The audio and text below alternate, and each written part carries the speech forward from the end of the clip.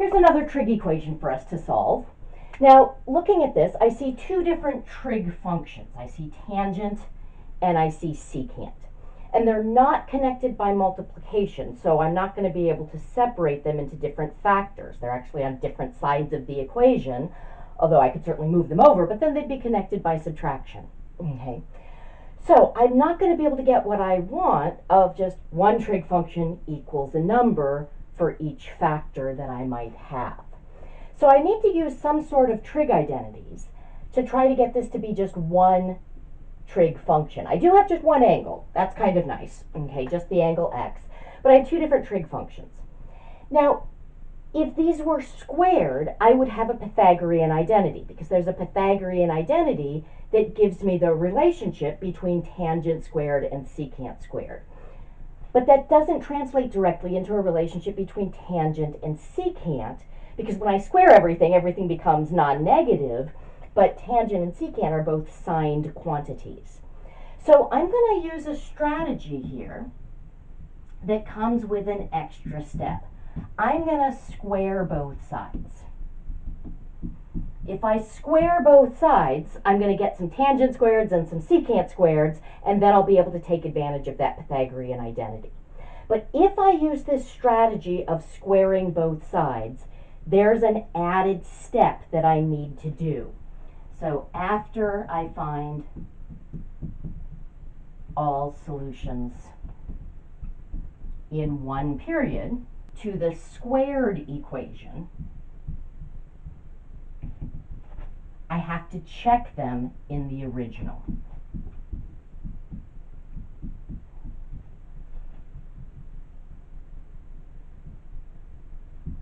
So this is the original equation. So essentially I'm going to square both sides, use some identities to get that to be an equation in just one trig function. I'm going to solve them. Those solutions are going to be my candidates of solutions for this equation, but I'm going to have to check. Let me just show you in a very simple example why that's necessary. Let's suppose I started with a very simple equation, x equals 2. I think we can see that that equation has one solution, and that solution is 2. But let's say I squared both sides. X squared equals 2 squared, x squared equals 4. Okay. Now 2 is still a solution to that equation. If I plug in 2, 2 squared will equal 4. But this equation has two solutions, because negative 2 would also be a solution here. So when I square both sides, I make everything non-negative. I lose information about the plus and minus signs of things. And so it's possible I introduce what we call an extraneous solution. That would be a solution to the squared equation that's not a solution to the original equation. With a lot of things, when I do the same thing to both sides of an equation, I preserve the solution set so that anything that was a solution to the original equation is a solution to the new equation. But when I square both sides, because that eliminates any information I have about plus and minus signs, the solutions to this equation are not necessarily the solutions to this. It will be the case that anything that's a solution to the original equation will also be a solution to the squared equation. But I might have some extra solutions, just like I do right here with that negative 2. Okay. So if you square both sides of an equation to get to trig function squared so that you can use Pythagorean identity, fabulous strategy, but remember you're going to have to check. And I need to see that work to give you credit for doing it. So don't just mentally check, you're going to write it out so that I know that you did it. Okay, so I'm going to square both sides. So 2 tangent of x squared is equal to secant of x plus 1 squared. Now over here, the 2 and the tangent are connected by multiplication, so that exponent just distributes over the multiplication, and I get 4 tan squared x. Don't forget to square the 2 as well. Here, the secant and the 1 are connected by addition.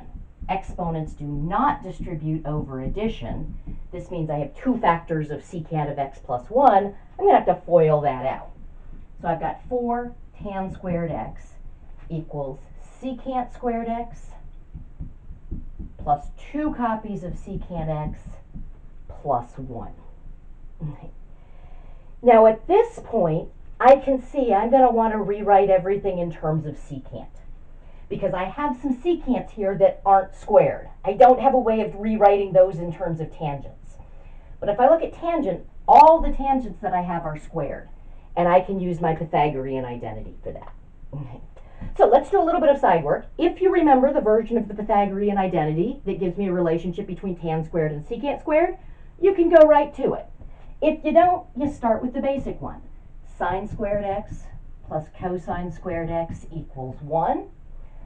To get to the relationship for tangents and secants, I'm going to divide through by cosine squared. And that's just because that's what what tangent and secant have in common, is that they have a cosine in the denominator. So notice this becomes tangent squared x plus 1 equals secant squared x. And what I'm going to do is I'm going to solve that for tangent squared. So tangent squared x is going to equal secant squared x minus 1. Fabulous. Okay, so this becomes 4 times secant squared x minus 1. Make sure that's in parentheses because we'll have to distribute that 4, is equal to secant squared x plus 2 secant x plus 1.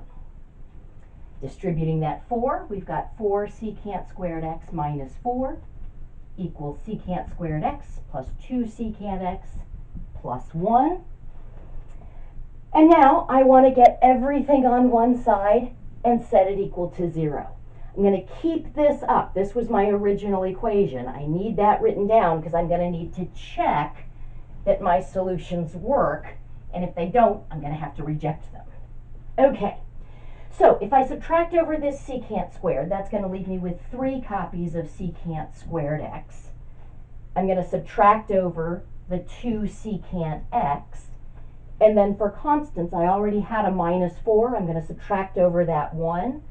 So that's going to become minus 5 is equal to 0.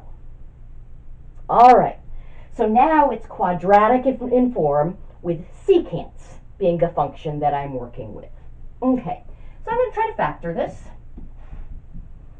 In order to get 3 secant squared, remember I'm hoping that's the result of foiling, my first terms would have to really be a 3 secant x and a secant of x.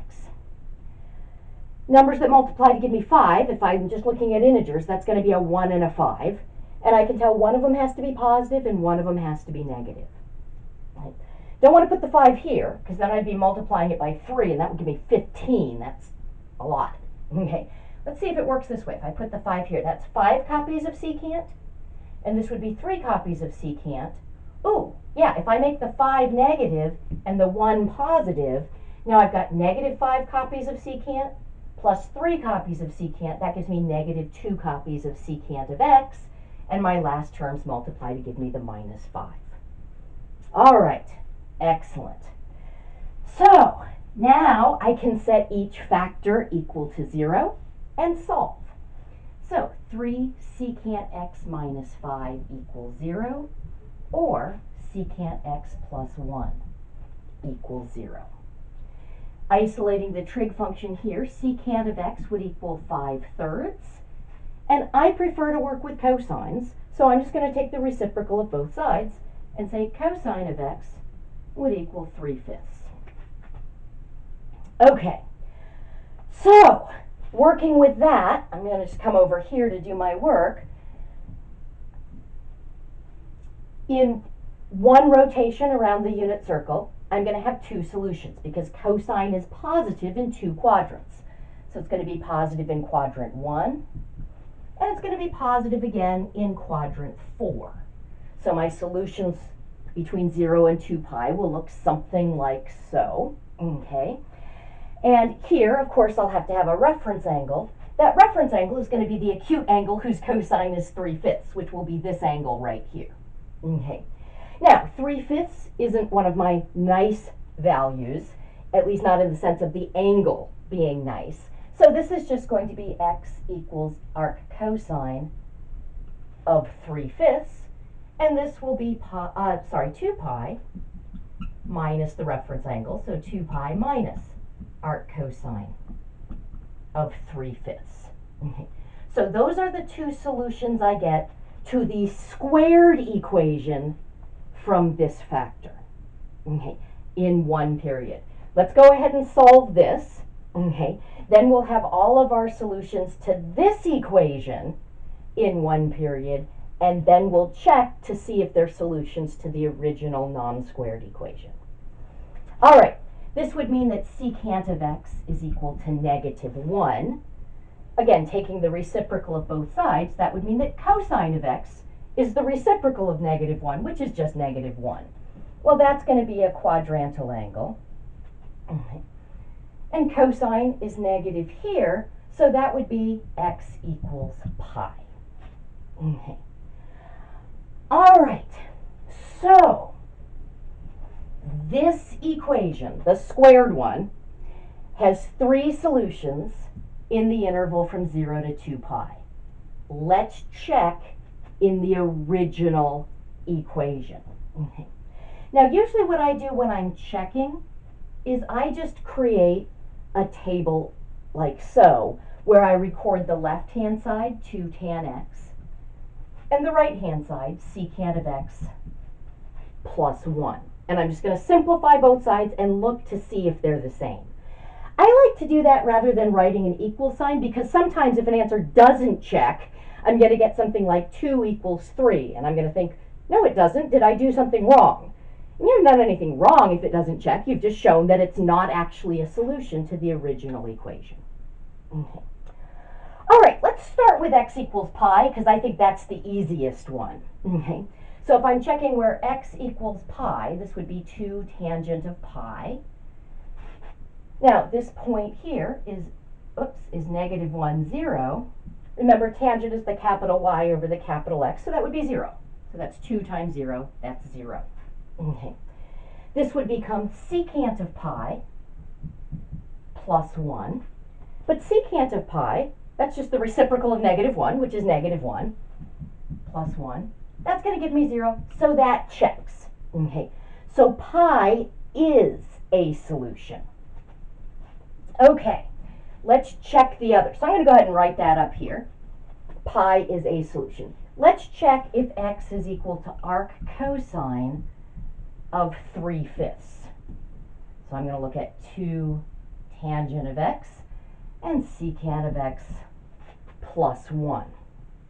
Okay. Now, that means I'm going to need to evaluate tangent of arc cosine of 3/5 and secant of arc cosine of 3/5. I think the simplest way to do it is to work with the picture that we have of this particular angle. This was arc cosine of 3/5. That's saying cosine of x was 3/5. And so that side would be 3 and that side would be 5. I can use Pythagoras. This is a nice triangle in the sense that I get all integer sides. Okay, so this side would be 4, and we're in quadrant 1. Everything is nice and positive in this quadrant. So 2 tangent of x would just be 4/3. So that would be 8/3. Secant of x would be, cosine was 3/5. Secant would be 5/3 plus 1. So that would be 5/3 plus 3/3. That's going to be 8/3. That checks. Okay. So arc cosine of 3/5 is going to work. Excellent. Now I want to work with x equaling 2 pi minus arc cosine of 3/5. And I want to check that. Okay. So I'm going to look at 2 tangent of x and secant of x plus 1. So I want to know what tangent of this angle is. Okay, so if x is 2 pi minus arc cosine of 3/5, tangent of x, I'm going to do my usual two-step process. We're in quadrant 4. Tangent's negative. Okay. And then I can look at this angle here. I know that cosine of alpha was 3/5. So I'm basically getting this triangle in this quadrant. That side is 3, that side is 5, that side is 4. So the tangent that I can attach to that negative sign is 4/3. That's tangent of the reference angle, which is the absolute value. So 2 tan x is 2 times negative 4/3. That's going to be negative 8/3. Okay. Now, if I look at secant of x, we're in quadrant 4 where it's positive. Okay. And it's going to be 5/3. Okay. So we get 5/3 plus 1. We just did that. We get positive 8/3. Notice they're exact opposites. So that when I square them, I get the same thing, but they aren't the same. That tells us this is not a solution to the original equation. So it didn't check. And as a general rule, you're not going to know ahead of time whether things are going to check or not. If one thing checks, it doesn't mean the other one doesn't. There's no rule that says you have to have this many solutions. You have to individually check. Sometimes everything checks, sometimes nothing checks. So I want to see that work for every single answer that you have, that you actually write down what you get as you're checking it. So this actually just had 2 solutions. Now, in the interval from 0 to 2 pi, once they're solutions, if I add a period of secant, which is 2 pi to them, they're also going to be solutions.